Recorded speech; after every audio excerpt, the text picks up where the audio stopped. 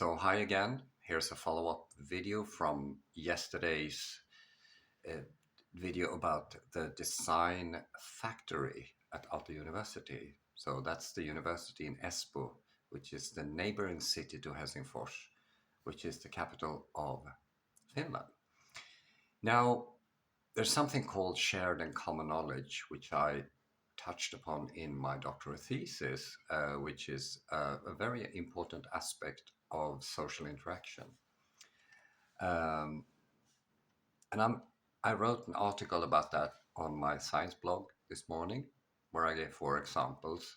The starting point is The Emperor's New Clothes by H.C. Andersen, the Danish author,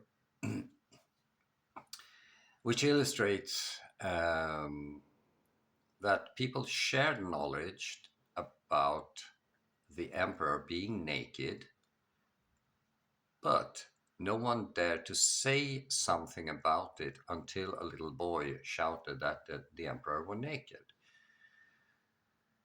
And by doing that, the shared knowledge became common knowledge. So common knowledge means that I now know that other people also know.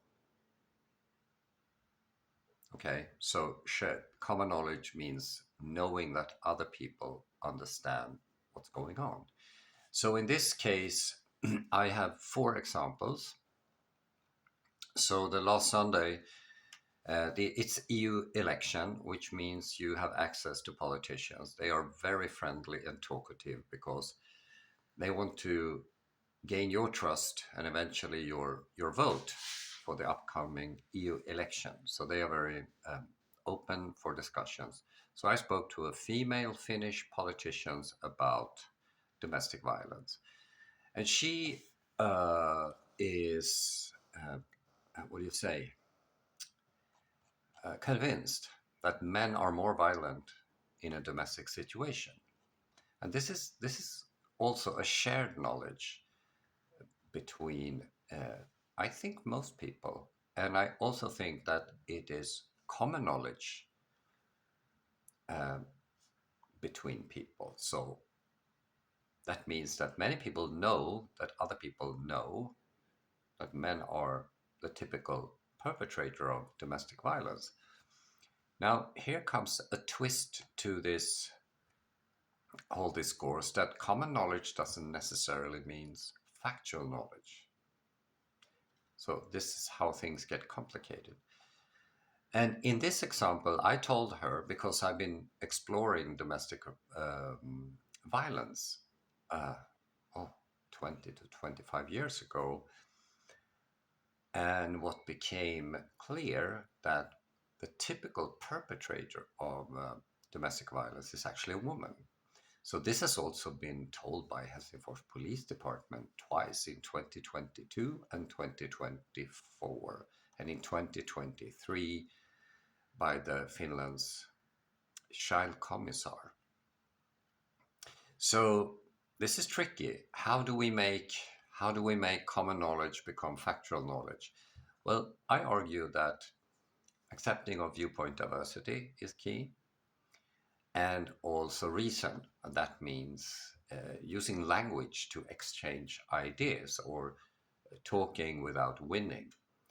I say something not for the purpose of winning the argument, but to pitch something that I believe is true, and then listen to what the other person say. And this is how scientific social process should be, in my view.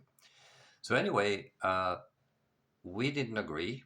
We agreed. I don't know if you agreed to disagreed, because she had many other people to talk to. But the bottom line is that if she and other politicians continue to claim that men are typical perpetrators of domestic violence, more children will suffer, and children have died of women's domestic violence in Finland, rather recently, really. So it's a big issue. The second example then is climatology. Everybody knows that, but we don't use that word. And private organizations like World Economic Forum and Club of Rome has promoted a narrative that since the, I'm reading my manuscript here, since the Industrial Revolution, human activities has caused extensive release of carbon dioxide, which is abbreviated CO2. And because of that, we have now global warming. And the prediction is that sea level will rise. That is yet to happen, hasn't happened yet. And this has actually become shared and common knowledge between common people and also people in the academy, actually. They don't ask any questions about this.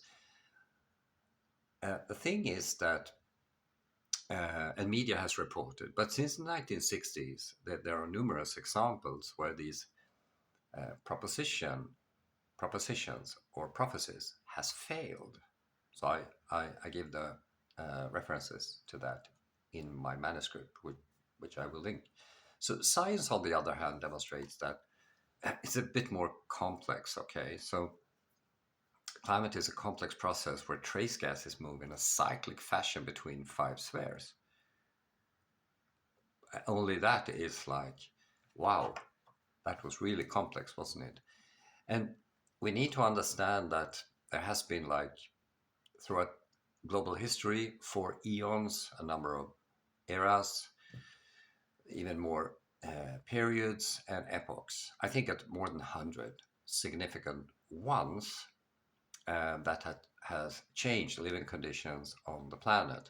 And in order to sort of improve your knowledge or common knowledge, you need to learn about this, I think.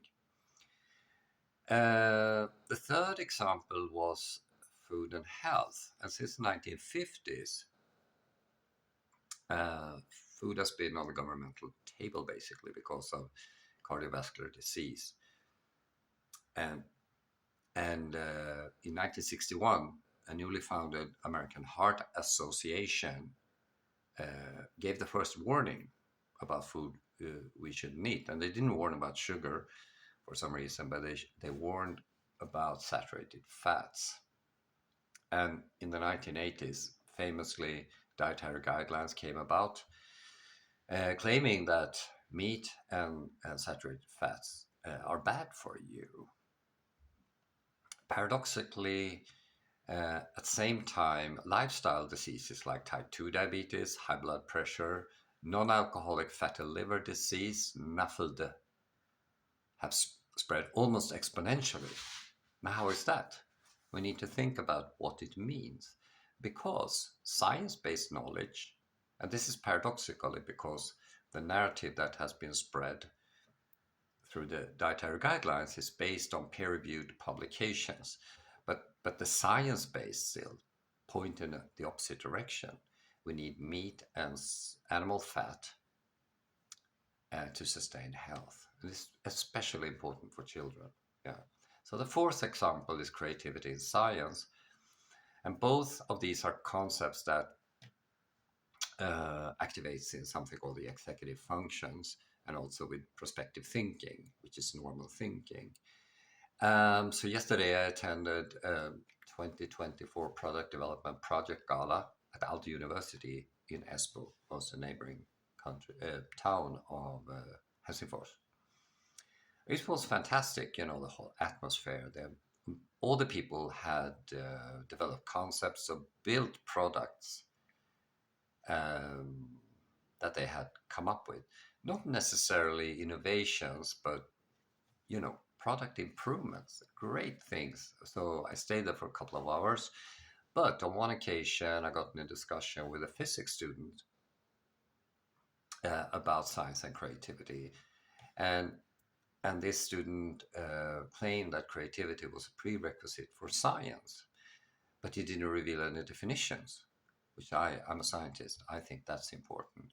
Me, on the other hand, argue that creativity and science are two different ways of thinking, whereas creativity is about combinatory thinking, it's lateral thinking, whereas science is a process of exploring to discover. And of course, cognitive flexibility is included, but it is from the visual cortex to the prefrontal cortex activity.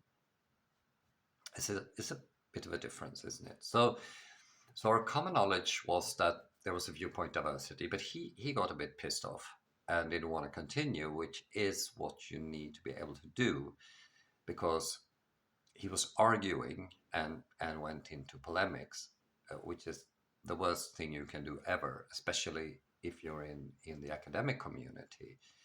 Listening to what other people say and try to figure out what this leads to, what you can steal from that person, is of course very important. So he in my take is that this is usually explained by increased level of cortisol, and that leads to fight flight behavior. So he left basically because he claimed that I didn't submit to his opinion. That should never happen. So being submissive in the academic is not an academic thing. So in total, so the tale about the Emperor's New Clothes tells us that shared knowledge can become common knowledge, but the examples that follow show that common knowledge isn't necessarily consistent or congruent with science-based facts. So in both cases, people may suffer from conformity or groupthink. Adding acceptance of viewpoint diversity and reason to the model will enable the conversational process that will increase the probability to reach rational conclusions, basically. I mean, this is very easy to understand when you hear it like this, I guess. So, and that will accelerate progress, basically. Feel free to comment on this and let me read your viewpoint.